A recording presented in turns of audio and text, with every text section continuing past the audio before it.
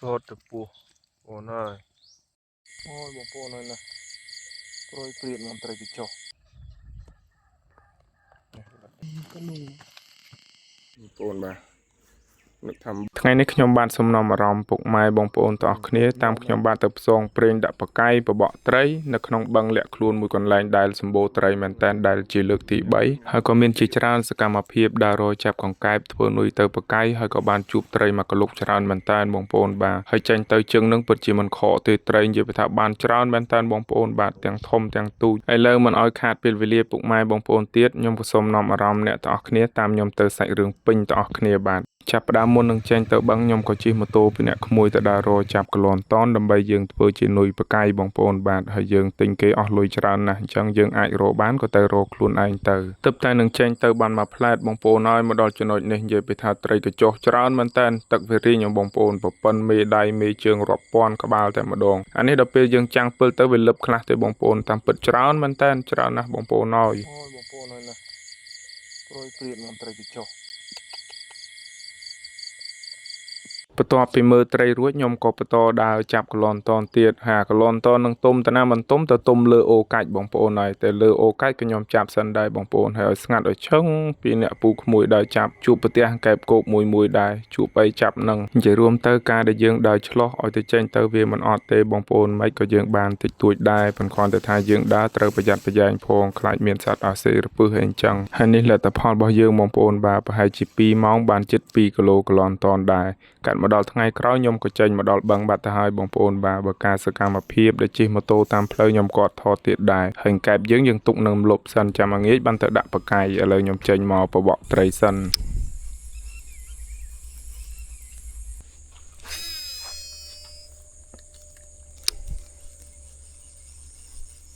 គប់ទៅនេះអត់ខំគប់ទៅនោះអត់ខំភ្លេចខ្លួនក៏ឈៀងមកដល់ពេលយប់បាត់ហើយបងប្អូនបាទក៏ជួបបងប្រុសម្នាក់គាត់មករាយអានងនៅនឹងគាត់រាយដល់តែ300ផ្លែបងប្អូនហើយត្រីរបស់គាត់បានច្រើនគួរសមដែរយប់ហ្នឹងនេះបានត្រីរបស់គាត់នឹងឯងបងប្អូនបាទយកមកអាំងមួយហូបខ្ញុំអំបិលកុំឲ្យតែបានមួយ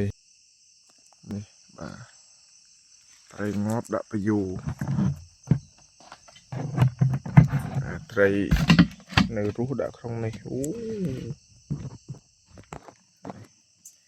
គីឡូមួយ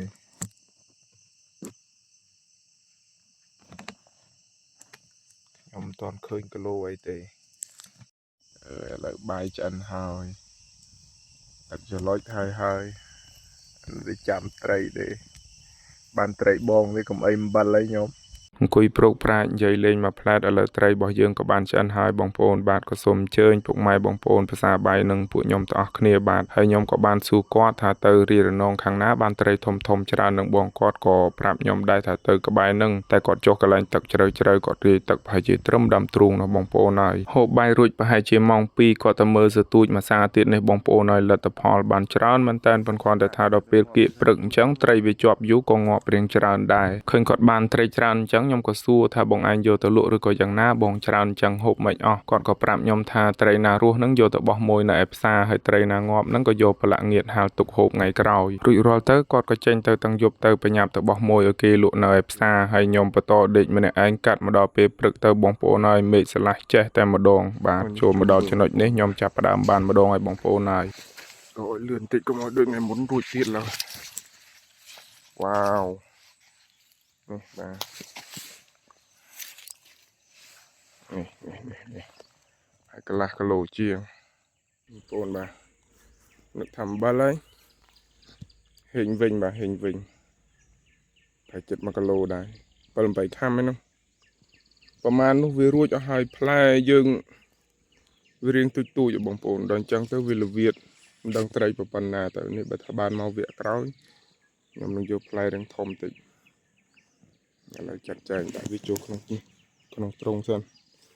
ទៅលេខទ្រុងឡើងមកយកអត់មានត្រីដាក់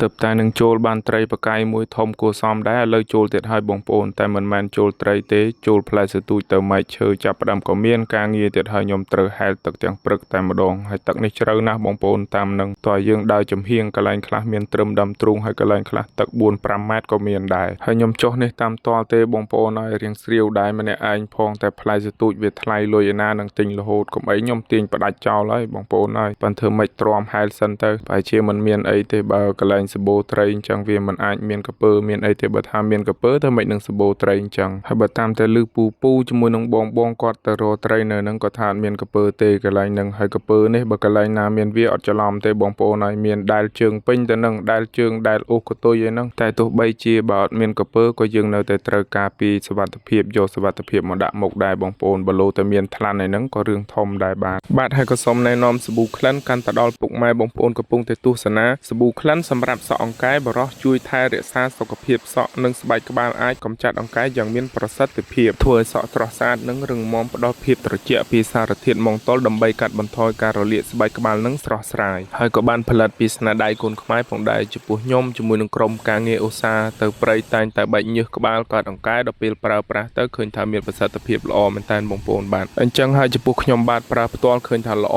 បានណែនាំទៅដល់ពុកម៉ែបងប្អូនប្រើប្រាស់ហើយក៏សង្ឃឹមថាពុកម៉ែបងប្អូនយើងបាទជួយគាំទ្រស្នាដៃកូនខ្មែរយើងល្អឲ្យបានច្រើនឡើងផងបាទ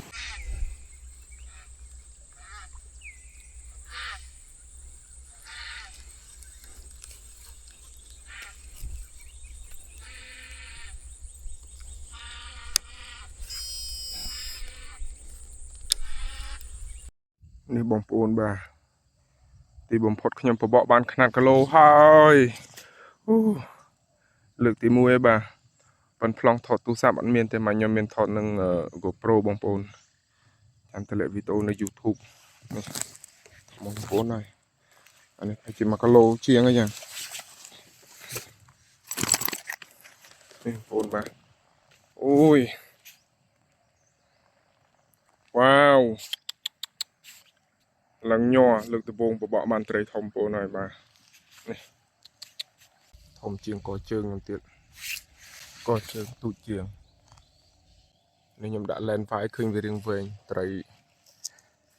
អូប្រហែល1គីឡូជាងនេះគឺជាត្រីទី2ហើយបងប្អូនមិនមែនជាត្រីស្រាប់បាញ់មាញ់ទេត្រីនេះខ្ញុំបបកបានក្បាលទី2បងប្អូនបាទប៉ុន្តែដនអីអាពេលខ្ញុំពាក់ DJI ដាក់ថតបិឈរហ្នឹងត្រីអត់ខាំសោះបងប្អូនមើលដល់ពេលខ្ញុំថតប្រដេកសម្រាប់ដាក់ YouTube ហ្នឹងបានវាខាំដល់តែអញ្ចឹងទៅខ្ញុំអត់ដឹងនិយាយថាម៉េចដែរបងប្អូនមិនក៏មានបងប្អូនខ្លះគាត់គិតថាខ្ញុំហ្នឹងទិញត្រីយកទៅសម្ដែងដែរបើគាត់គិតអញ្ចឹងក៏ត្រូវដែរបងប្អូនបាទអត់មានសកម្មភាពត្រីខាំសោះហើយត្រីដូចជាពុកម៉ែបងប្អូនបានឃើញឲ្យធំមែនតើបងប្អូនបាទប្រពន្ធកជើងធំជាងកជើងអញ្ចឹងខ្ញុំនឹងទម្លាក់វីដេអូនៅ YouTube ប្រហែលជាប្រហែលថ្ងៃទៀតឥឡូវខ្ញុំរៀងរវល់មិនទាន់មានពេលកាត់វីដេអូតាន់ទេបងប្អូនអធិស្ឋានផងបាទយកអូនេះទីតាំងប្រឡងបងប្អូនបាទអេមដល់កឲ្យប្រឡង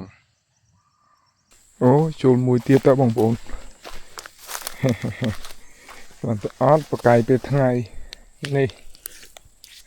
មិនរៀងតូចមកម៉េះ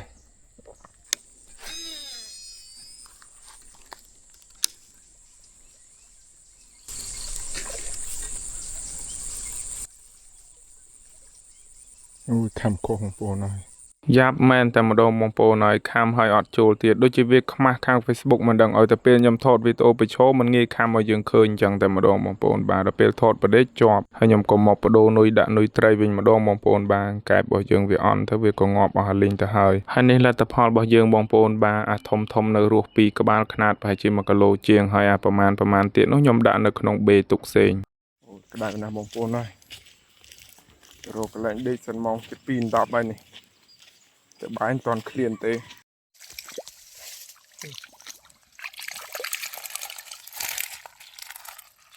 ស្លូតទៅពោះអូនហើយ